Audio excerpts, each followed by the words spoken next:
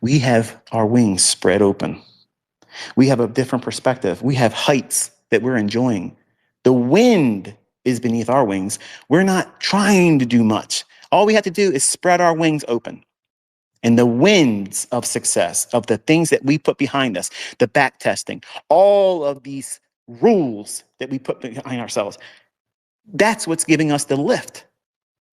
Sure, there may be an air pocket in the eagle's wings, even though they're spread out and they drop a little bit. They make an adjustment and they're back in the same thing they were doing a moment ago.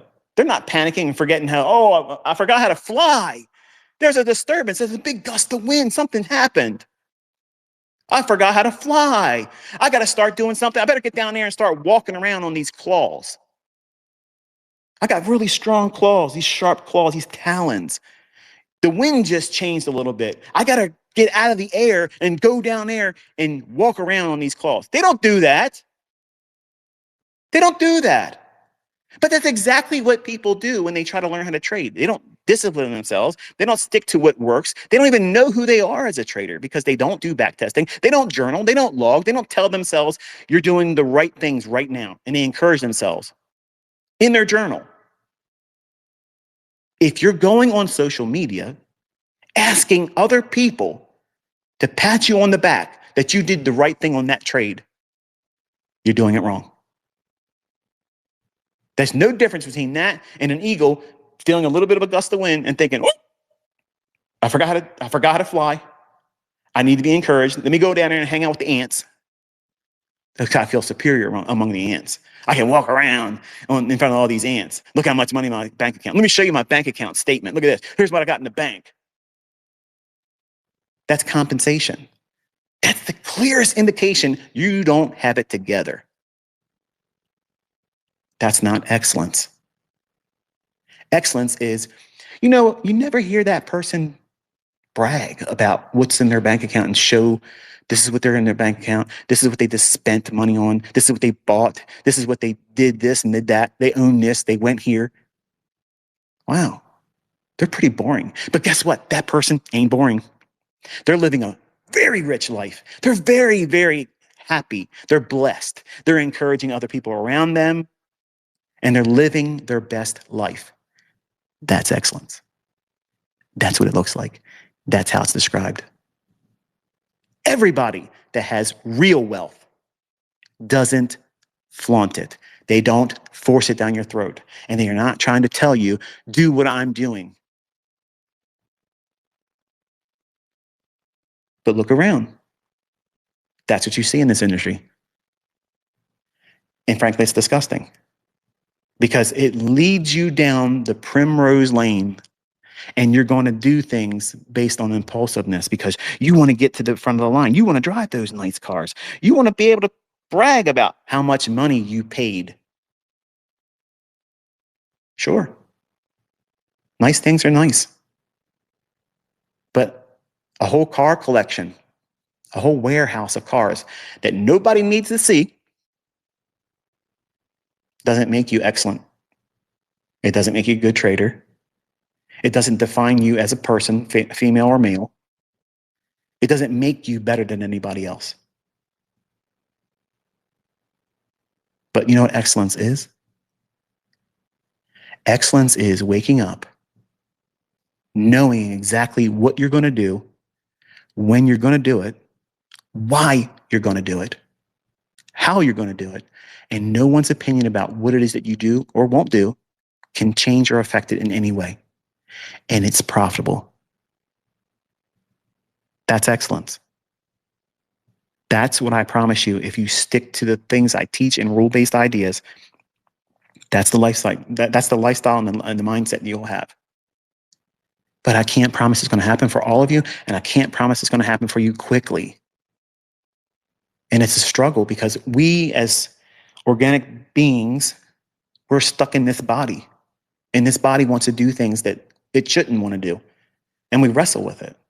And we have emotions and we have needs on a psychological level where we need to feel validated. We need to feel coddled sometimes, even if you're really strong and burly.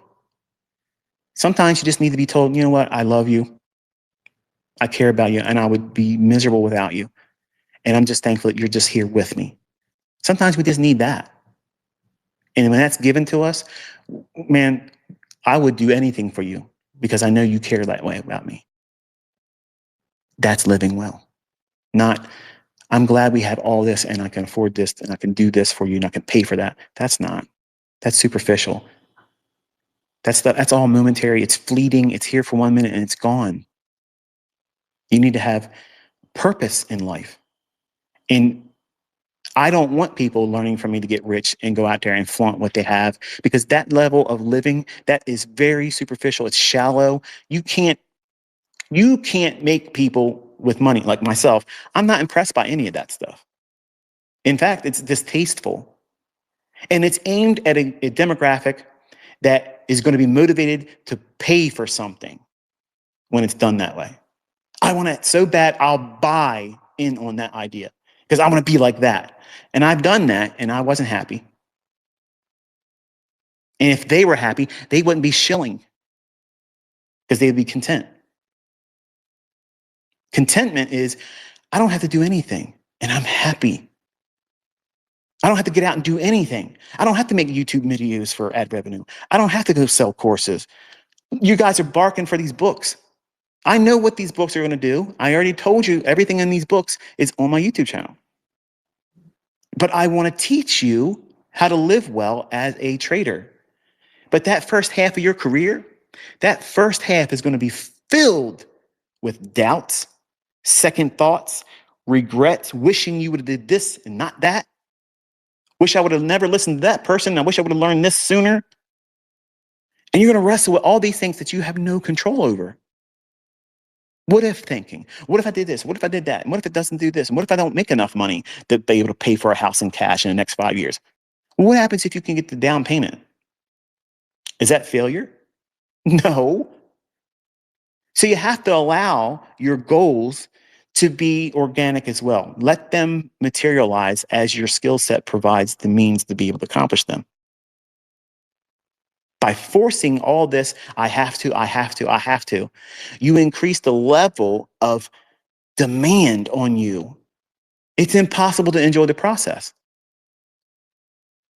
When I was younger, I wanted to be a cook. And I loved watching cooking shows. There was an Asian man named Yan Can Cook. And just very good entertainer. I could barely understand what he was saying many times, but I was still entertained by it. And he would make these dishes beautifully. He would garnish them. He'd cut a turnip up and shape it all up and look like a turkey. And it was amazing stuff. And I was like, I want to make food that looks like that. Now, think about what I just said. I wanted to be a cook so I can make food look like that. And you know what? I learned how to garnish things like fruit and vegetables and make them into animals and shapes. And I thought it's great. It was great. You know what it did for the taste of that? Nothing. It did nothing for the taste. So what did I do? I pursued learning how to cook. I pursued culinary arts because I wanted to be a good garnisher. I had no interest in making food taste good. I was young. I was 17 years old. Here I am watching public television. Every possible cook show, I'm watching it. And VCR tapes in, recording it. And the ones I didn't like, I would record over the next time I was on.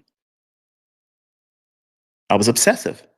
But what was my task? I wanted to be a good garnisher. I wanted to make things look amazing with food. But it did nothing for my skill set in terms of making the food taste good. I'm sure Yan made that dish taste amazing. I never had the opportunity to taste it, but he certainly made it look beautiful. Just like cake decorating. I wanted to open up a bakery and I wanted to decorate cakes. I wanted the cakes to look amazing. And I learned all that piping technique and everything, how to make a cake look wonderful. My family loves when I make my own cakes. But when I first started learning about these, I couldn't make a cake that wasn't not overly dry. It didn't taste right. Something was off. And what was I doing? I was learning to make something look good. But I couldn't care less in the beginning if the thing tasted good. And then what I learned in my maturity is, you know what? Sure, I can boil water. Sure, I can do that. But what happens when I want to make the dish taste good? I don't have that yet. And that's where my focus turned to. I want to learn how to cook and make the dishes taste well, good, really, really good, and look good. So I bring this up, and some of you younger folks right now are probably getting irritated by this. You're like, man, what does this got to do with anything? You're just ranting on and on. Here's the message. Okay, here's the moral. You're probably getting into trading because you want the Lamborghini lifestyle, and it's tasteless. It's superficial. It looks good. But everybody that puts that out there, I promise you, they are ate up with pursuits of feeling significant, that they're miserable. And they constantly have to keep putting that stuff out there because that defines them in the perception of everyone else around them. Because they feel inadequate. They feel it. And my advice to you is as you're learning how to do this and you start making money, don't fall into that trap because it doesn't fill any hole. It creates this vacuum that you never fill. You never fill it. You might have lots of money and you're going to have to keep buying new cars and buying new things, buy new houses. You can only do that so much, folks, until it really comes down crashing on you. Like, this doesn't really make me happy doing this. So what is excellence for you? Send it to me as a tweet, as a response to this invitation here. Let me know what's success to you. What is excellence in success for you? What is that goal? Where's that mile marker exist in you? Because if you don't have that, if you haven't defined what that is, you're going to miss that target all the time. Did you miss it? Did it go over your head? Unless you define exactly what you're aiming for within reasonability of your proper skill set at this moment right now, or where you hope to be at some future time that's undefined without a scheduled date to it, no expiration date. Success doesn't have an expiration date, and it doesn't have a best by date either. But so many times we treat it like it has to be this or nothing. And you wonder why you don't do well. Because subconsciously you said, if it doesn't happen by this time, then I don't want it at all. All or nothing. Oh, that's a gambler's mindset. And you need to have someone that's lived through that tell you that's what that is. And you maybe not thinking about it or recognizing it as such, but that's exactly what it is. You're putting in so much emotional emphasis on feeling adequate, feeling like you've achieved something in a short span of time. So therefore, it means you're the chosen one. The stars are aligned and everything was just, put in motion for you to be here right now. That might not be true for you at the moment. That doesn't mean you can't have wild success. It doesn't mean that you can't achieve your goals and do it sooner than you probably ever imagined, but you have to be flexible and let it happen. You have to enjoy being a trader. And I'm going to tell you something. I have lots of people that make money learning what I teach, and they're not happy as a trader. They hate trading. Why? Because they're wrestling themselves. I hate trading. I hate trading. I make a lot of money. I wish I could do something else and make money. What are they telling you? Think about it. What are they saying to you by saying something like that? They're saying that they're not comfortable in their own skin. They don't like the risk. They don't like the uncertainty. They haven't embraced the outcome is whatever it's going to be, and they have no control over it.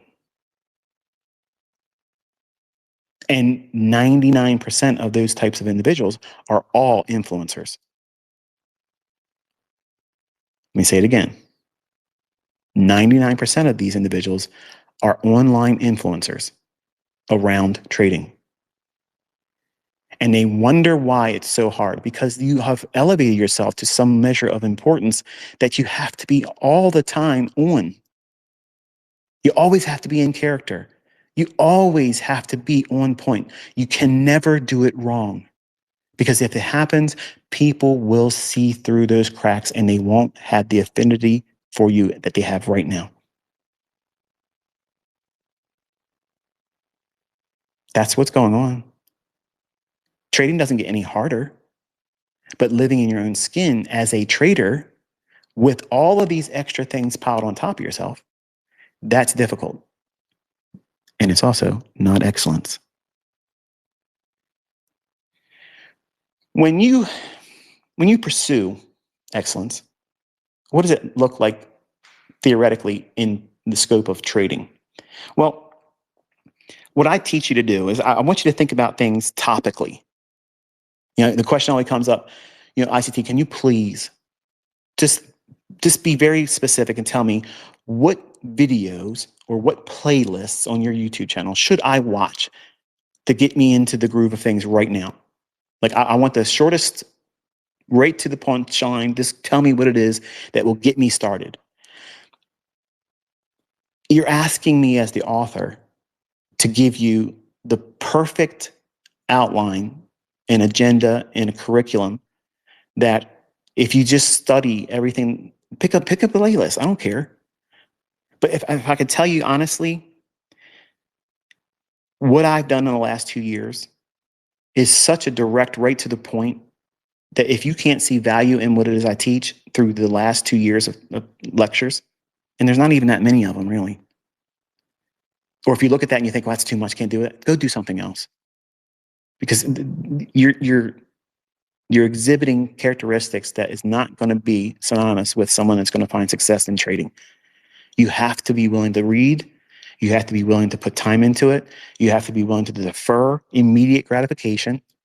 And you have to love what it is I'm teaching as a lifestyle. Not me. You're not worshiping me. You're not loving me.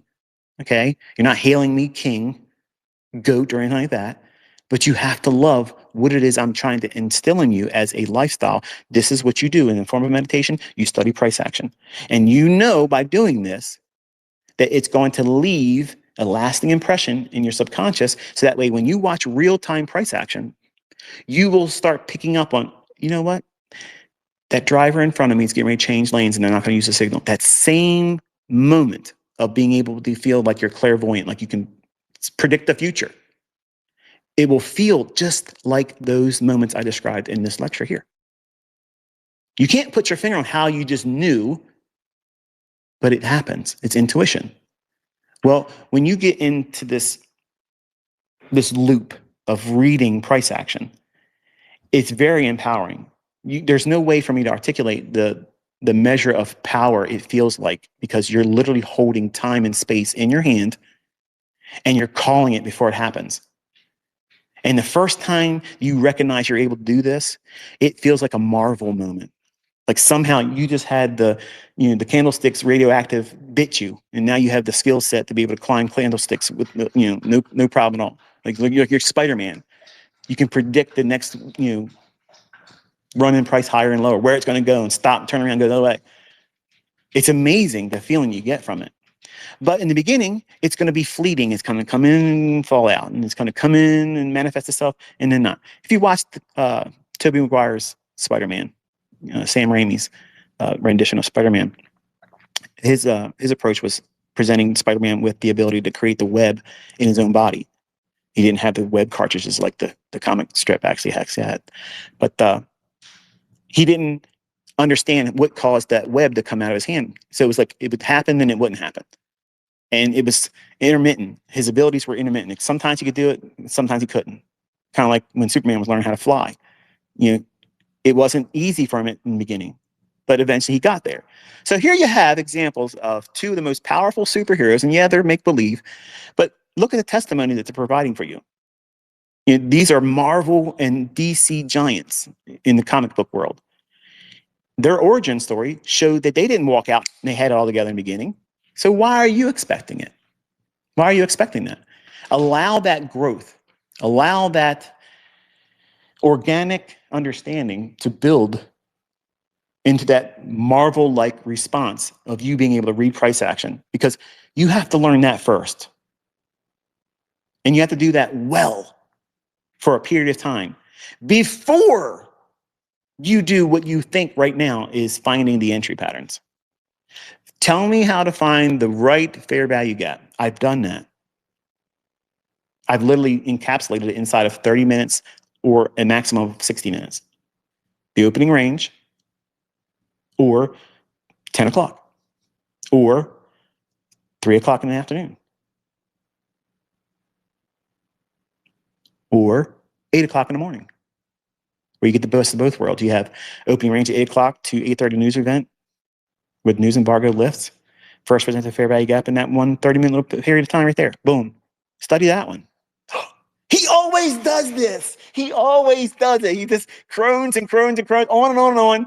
And then he drops something like that. That's how I do it. That's how I do it. Because it's not good for you to come in and eat the pudding before your meat. You want your pudding? You got to eat your meat.